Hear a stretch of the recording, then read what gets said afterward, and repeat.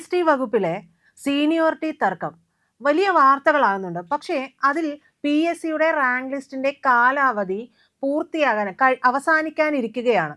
ഇതിൽ വഴിയാധാരമാകുന്നത് ഒരുപറ്റം ഉദ്യോഗാർത്ഥികളാണ്. പലപ്പോഴും പി എസ് സി വഴി നിയമനത്തിന് വേണ്ടി കാത്തിരിക്കുന്ന ഉദ്യോഗാർത്ഥികളുടെ മുന്നിലേക്ക് അവരുടെ കൊട്ടിയടക്കുന്ന നടപടികളാണ് നമ്മൾ പലപ്പോഴും കണ്ടിട്ടുള്ളത്. ഇവിടെ സീനിയോറിറ്റി പ്രശ്നമാണ്. സീനിയോറിറ്റിയുമായി ബന്ധപ്പെട്ടിട്ടുള്ള വിഷയമാണ് ഈ ഉദ്യോഗാർത്ഥികളുടെ മുന്നിലുള്ള വഴി കൂടി കൊട്ടിയടക്കപ്പെടുന്നത് എന്നുള്ളതാണ്. പി എസ് സി വഴി നേരിട്ട് നിയമിക്കപ്പെട്ടവരും പ്രമോഷൻ വഴി നിയമിക്കപ്പെട്ടവരും തമ്മിലുള്ള സ്ഥാനക്കയറ്റം, ഇതാണ് ഇതിന്റെ അടിത്തറ എന്ന് പറയുന്നത്. ഈ തർക്കം കോടതി കയറിയതോടു കൂടിയാണ് പി എസ് സി റാങ്ക് ലിസ്റ്റുമായിട്ട് ഞങ്ങൾക്ക് ഇപ്പോൾ ജോലി കിട്ടും, ഞങ്ങൾ അടുത്ത തവണത്തെ ലിസ്റ്റിലേക്ക് ഞങ്ങൾ കയറിപ്പോവും. ഒരുപാട് പ്രതീക്ഷകളാണ് ഈ പി എസ് സി വഴി എന്ന് പറഞ്ഞാൽ. അതിനു വേണ്ടിയിട്ട് നമ്മൾ രാവും പകലും ഒക്കെ ഉറക്കമിളച്ചിരുന്ന് പഠിച്ച ആ ഉദ്യോഗാർത്ഥികൾ പെടുന്ന ഒരു പെടാപ്പാടുണ്ട്. അത് അവരുടെ നല്ല ഒരു ജീവിതത്തിന് വേണ്ടിയിട്ട്, അവർക്ക് നല്ലൊരു ജോലി കിട്ടാൻ വേണ്ടിയിട്ടാണ് ഇത്തരത്തിൽ അവർ കഷ്ടപ്പെടുന്നത്. അതിന് മേലിലാണ് ഈ സ്ഥാനക്കയറ്റം ഉൾപ്പെടെയുള്ള വിഷയങ്ങളിൽ തർക്കം വന്ന് മറ്റുള്ളവർ മണ്ണു വാരിയിടുന്നത് എന്നുള്ളതാണ്. സ്റ്റേറ്റ് ടാക്സ് ഓഫീസ് റാങ്ക് പട്ടികയിലെ ഉദ്യോഗാർത്ഥികളാണ് ഇത്തരത്തിൽ വഴിയാധാരമായിട്ട് നിൽക്കുന്നത്. ഇവരെ എങ്ങനെയാണ് കഴിഞ്ഞ തവണ എന്ന് പറഞ്ഞു കഴിഞ്ഞിട്ടുണ്ടെങ്കിൽ 143 പേർക്കാണ് ഇതുവഴി പി എസ് സി വഴി നിയമനം കിട്ടിയത്. പക്ഷേ നോക്കൂ, 2024 ഇത്തരത്തിൽ കിട്ടിയിട്ടുള്ളത് എന്ന് പറയുന്നത് 12 പേർക്ക് മാത്രമാണ്. ആ 12 പേർക്ക് മാത്രം. അപ്പം 143 നിന്ന് 12ലേക്ക് ഈ എണ്ണം ചുരുങ്ങിയിട്ടുണ്ട് എന്നുള്ളതാണ്. സത്യത്തിൽ നിലവിൽ സ്റ്റേറ്റ് ടാക്സ് ഓഫീസർ നിയമനം 80% നടക്കുന്നത് പ്രമോഷൻ വഴിയാണ് എന്നുള്ളതാണ് സത്യാവസ്ഥ. 20% വഴി മാത്രമാണ് നേരിട്ടുള്ള നിയമനം.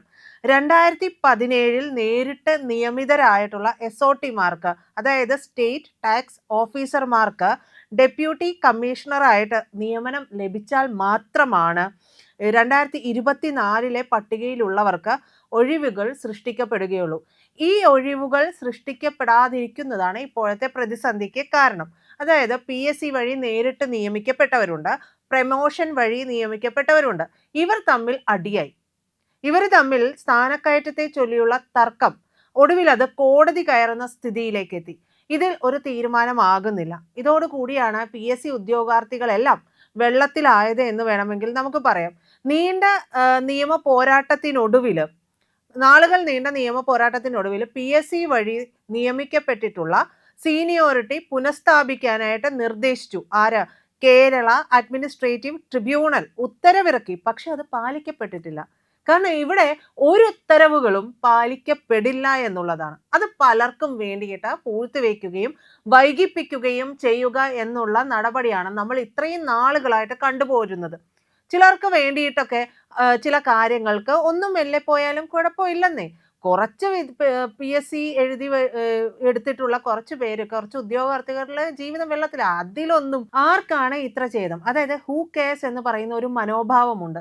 ഈ മനോഭാവമാണ് കേരളത്തിലെ ഒരുവിധപ്പെട്ട എല്ലാ സംവിധാനങ്ങളും തകർന്ന് തരിപ്പണമാകാനുള്ള കാര്യം എന്ന് പറയുന്നത്. അപ്പോൾ കേരള അഡ്മിനിസ്ട്രേറ്റീവ് ട്രിബ്യൂണൽ ഉത്തരവിറക്കിയിട്ട് അത് പാലിക്കപ്പെട്ടിട്ടില്ല എന്നുള്ളതാണ്. അപ്പോൾ റാങ്ക് പട്ടികയുടെ കാലാവധിക്കുള്ളിൽ നിയമനം നടക്കുമോ എന്നുള്ള ആശങ്ക സ്വാഭാവികമായും ആർക്കുണ്ടാകും? അത് ആ ഉദ്യോഗാർത്ഥികൾക്കുണ്ടാകും. അവരാണ് ഏറെ ആശങ്കപ്പെടുന്നത്. അവരുടെ വാർത്തകൾ വരുമ്പോൾ പലപ്പോഴും അത് ശ്രദ്ധിക്കപ്പെടാതെ പോകുന്നുണ്ട്. നോക്കൂ, ഒരു പറ്റം നമ്മുടെ ഓരോ യുവതലമുറയാണ് ഇത്തരത്തിൽ യാതൊരു തരത്തിലുമുള്ള സാധ്യതകളുമില്ലാതെ പെരുവഴിയിലായി പോകുന്നത്. കുറച്ച് നാളുകൾക്ക് മുമ്പാണ് സെക്രട്ടേറിയറ്റിന് മുന്നിൽ പുല്ല് തിന്നും ഒക്കെ സമരം നടത്തിയ പി എസ് സി റാങ്ക് ലിസ്റ്റിൽപ്പെട്ട ഉദ്യോഗാർത്ഥികളുടെ സമരമൊക്കെ നടന്നിട്ടുള്ളത്. നമ്മളത് മറന്നുപോയി.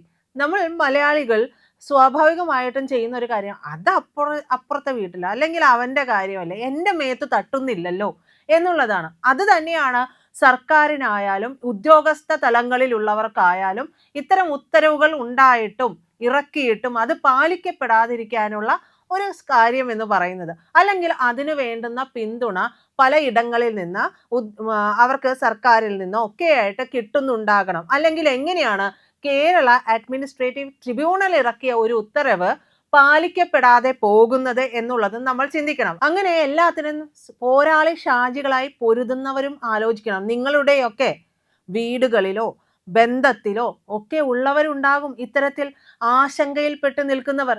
അത് മറന്നുകൊണ്ടാണ് നിങ്ങൾ ഇത്തരത്തിൽ പ്രതികരണത്തിന് വേണ്ടിയിട്ട് വെറും പോരാളികളായിട്ട് വെറും തൃണമായിട്ട് മാറുന്നത് എന്ന് മാത്രമാണ് നമുക്ക് പറയാനുള്ളത്. നിലവിൽ സ്റ്റേറ്റ് ടാക്സ് ഓഫീസർ തസ്തികയിലെ 80% നിയമനവും, അതായത് 426 പേരാണ്, അത് പ്രമോഷൻ വഴിയും 20% ഏതാണ്ട് 107ഓളം പേർ നേരിട്ടുള്ള നിയമനവുമാണ് എന്നുള്ളതാണ്. 2017 നേരിട്ട് നിയമിതരായിട്ടുള്ള STOമാർക്ക് ഡെപ്യൂട്ടി കമ്മീഷണറായിട്ട് നിയമനം ലഭിക്കണം. അതാണ് നമ്മൾ മുമ്പേ പറഞ്ഞത്. അത് ലഭിച്ചാൽ മാത്രമാണ് ഇപ്പോൾ 2024 പട്ടികയിലുള്ളവർക്ക് നിയമനം സൃഷ്ടിക്കപ്പെടുകയുള്ളൂ എന്നുള്ളതാണ്. അങ്ങനെ പോകുമ്പോൾ ഇത്തരത്തിലുള്ള ഉത്തരവുകൾ പാലിക്കപ്പെടാതെ പോവുകയാണ് ചെയ്യുന്നത്. ഇതിനായിട്ട് റാങ്ക് പട്ടിക അട്ടിമറിക്കാനുള്ള നീക്കം നടക്കുന്നുണ്ടോ? ഈ ഉത്തരവ് പാലിക്കപ്പെടാതെ പോകുമ്പോഴാണ് ഈ ആശങ്കയും ഈ സംശയവും ഒക്കെ ഉണ്ടാകുന്നത്. സ്വാഭാവികമാണ്.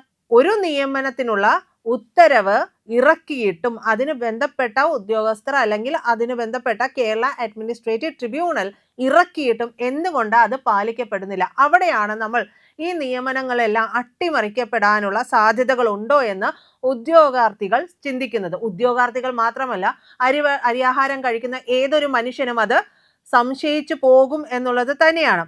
അപ്പോൾ സ്റ്റേറ്റ് ടാക്സ് ഓഫീസർ തസ്തികയിൽ ഒഴിവുണ്ടായിട്ടുണ്ടെങ്കിൽ റാങ്ക് പട്ടിക നിലവിലില്ലെങ്കിൽ അസിസ്റ്റന്റ് സ്റ്റേറ്റ് ടാക്സ് ഓഫീസർമാരിൽ നിന്ന് പ്രമോഷൻ നൽകി ഒഴിവുകൾ നികത്താറുണ്ട്. ആ ഒഴിവുകൾ നികത്താൻ വേണ്ടിയിട്ടാണോ ഈ അട്ടിമറി ശ്രമം നടക്കുന്നത് എന്നുള്ള സംശയമാണ് ഉയരുന്നത്. റാങ്ക് പട്ടിക നിലവിൽ വന്ന അന്നു മുതൽ വകുപ്പിൽ ചില ഉദ്യോഗസ്ഥർക്ക് എന്ന് പറഞ്ഞു കഴിഞ്ഞിട്ടുണ്ടെങ്കിൽ അവരുടെ നിലപാട് തികച്ചും നിഷേധാത്മകം. എന്ത് പറഞ്ഞാലും അത് അവർക്കൊരു പ്രശ്നമല്ല. അത് എങ്ങനെയെങ്കിലും അട്ടിമറിക്കപ്പെടണം. അവരുടെ പിണി ആളുകളെ കൊണ്ടുവരാനോ ഒക്കെ ആയിട്ട് അത് അട്ടിമറിക്കപ്പെടണം എന്നുള്ളതാണ്. അങ്ങനെ തികച്ചും നിഷേധാത്മകമായിട്ടുള്ള നിലപാടുകൾ സ്വീകരിക്കുന്നുണ്ട്. നിയമന ശുപാർശ നൽകി 90 ദിവസത്തിനുള്ളിൽ നിയമന ഉത്തരവ് നൽകണം എന്നാണ് ചട്ടം. ഈ ചട്ടമൊക്കെ ആര് നോക്കാനാണ്? ചട്ടമൊക്കെ കാറ്റിൽ പറത്തുന്ന ആളുകളാണ് ഇവിടെയുള്ളത്, ഭരണത്തിലുള്ളതൊക്കെ. അപ്പോൾ പരമാവധി വൈകിപ്പിച്ച് കൃത്യം 89-ാം ദിവസത്തിലാണ് ഉത്തരവ് പോലും പുറത്തിറക്കുന്നത് എന്നുള്ളതാണ്. അപ്പോൾ എത്രത്തോളം നിസ്സംഗത ഒരുപറ്റം ഉദ്യോഗാർത്ഥികളുടെ നേരെ ഉണ്ടാകുന്നു എന്നുള്ളതാണ്. അവർ വിയർപ്പൊഴുക്കി അവർ അത്രത്തോളം പഠിച്ച് അവർ നേടിയിട്ടുള്ള ആ റാങ്ക് ലിസ്റ്റിൽ അവർ പെടാൻ വേണ്ടി അവർ ചെയ്തിട്ടുള്ള ആ ഒരു കാര്യമുണ്ടല്ലോ, അവരുടെ എല്ലാമാണ് ഈ ഒരു റാങ്ക് ലിസ്റ്റിൽ പേര് വരിക. അതിനുവേണ്ടി അവർ വിയർപ്പൊഴുക്കിയതൊന്നും മറക്കരുത് എന്നുള്ളതാണ്. പക്ഷേ അത് മറന്നുകൊണ്ടാണ് ഇപ്പോഴുള്ള ഈ ചില ഉദ്യോഗസ്ഥർ ഇത്തരം അട്ടിമറി നിലപാടുകൾ സ്വീകരിക്കുന്നത്. തുടർന്ന് ഈ 89-ാം ദിവസമാണ് ഈ ഒരു നിയമന ഉത്തരവ് പുറത്തിറക്കിയത്. തുടർന്ന് ഒഴിവുകൾ റിപ്പോർട്ട് ചെയ്യാതെ പിടിച്ചു വെക്കുകയാണ് ചെയ്തത്. അതായത് നിയമന ശുപാർശ നൽകി 90 ദിവസത്തിനുള്ളിൽ നിയമന ഉത്തരവ് നൽകണമെന്നിരിക്കെ പരമാവധി വൈകിപ്പിച്ച് 89-ാം ദിവസം ഉത്തരവിറക്കുന്നു. എന്നിട്ടും ഒഴിവുകൾ റിപ്പോർട്ട് ചെയ്യാതെ പിടിച്ചു വെച്ചതോടെ ഉദ്യോഗാർത്ഥികൾ അഡ്മിനിസ്ട്രേറ്റീവ് ട്രിബ്യൂണലിനെ സമീപിച്ചിട്ടാണ് ഈ റിപ്പോർട്ട് പോലും ചെയ്യിപ്പിക്കുന്നത്. സ്ഥാനക്കയറ്റം സംബന്ധിച്ച് ട്രിബ്യൂണലിന്റെ ഉത്തരവ് വന്നിട്ടും നടപ്പാക്കാത്തത് പോലും ഗൂഢാലോചനയാണ് എന്ന് പറഞ്ഞാൽ അതിൽ നമുക്ക് തെറ്റൊന്നും പറയാൻ പറ്റില്ല.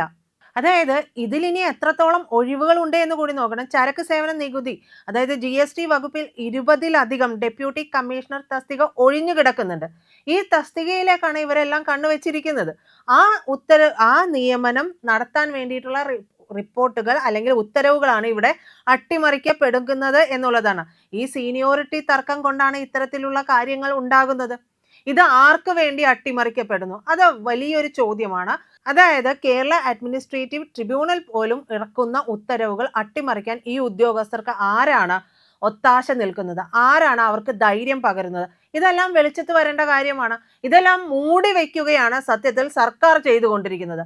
ഈ സർക്കാർ യുവജനങ്ങൾക്കൊപ്പമാണ് എന്നുണ്ടെങ്കിൽ അവർക്ക് വേണ്ടി ഇതിൽ കൃത്യമായ ഒരു നടപടി എടുപ്പിക്കുകയാണ് വേണ്ടത്. 2005 മുതൽ പ്രമോഷൻ വഴി നിയമനം ലഭിച്ചിട്ടുള്ളവരും PSC വഴി നേരിട്ട് നിയമിതരായവരും തമ്മിൽ സീനിയോറിറ്റി തർക്കമുണ്ട്. PSC വഴി നിയമിതരായിട്ടുള്ള ഉദ്യോഗാർത്ഥികളുടെ സീനിയോറിറ്റി PSCയുടെ അഡ്വൈസ് ലഭിച്ച തീയതി മുതൽ കണക്കാക്കണമെന്നുള്ളതാണ് സർക്കാർ ഉത്തരവുകളും കോടതി വിധികളും എല്ലാം തന്നെ. എന്നാൽ ഇതിനെയെല്ലാം മറികടന്ന് പരിശീലനം കഴിഞ്ഞ് ജോലിയിൽ പ്രവേശിച്ച തീയതി മുതൽ സീനിയോറിറ്റി കണക്കാക്കിക്കൊണ്ട് ഉള്ള ഇടപെടലുകളാണ് ഈ സ്ഥാനക്കയറ്റത്തെ ബാധിച്ചതെന്ന് ഒരു വിഭാഗം പറയുകയും ചെയ്യുന്നുണ്ട്. ഇതിനെതിരെ ഒരു വിഭാഗം ജീവനക്കാരാണ് കേരള അഡ്മിനിസ്ട്രേറ്റീവ് ട്രിബ്യൂണലിൽ പരാതി നൽകിയിരുന്നത്. ട്രിബ്യൂണൽ സർക്കാരിന് വിഷയം പരിശോധിക്കാനൊക്കെ നിർദ്ദേശിക്കുകയായിരുന്നു. ഇത് പ്രകാരമാണ് 56 പ്രമോഷൻ ഉദ്യോഗസ്ഥർക്ക് മുകളിലായിട്ട് PSC വഴി നിയമിതരായിട്ടുള്ള ഉദ്യോഗസ്ഥരെ ഉൾപ്പെടുത്തി സീനിയോറിറ്റി പട്ടിക തിരുത്താൻ നിർദ്ദേശം നൽകിയത്.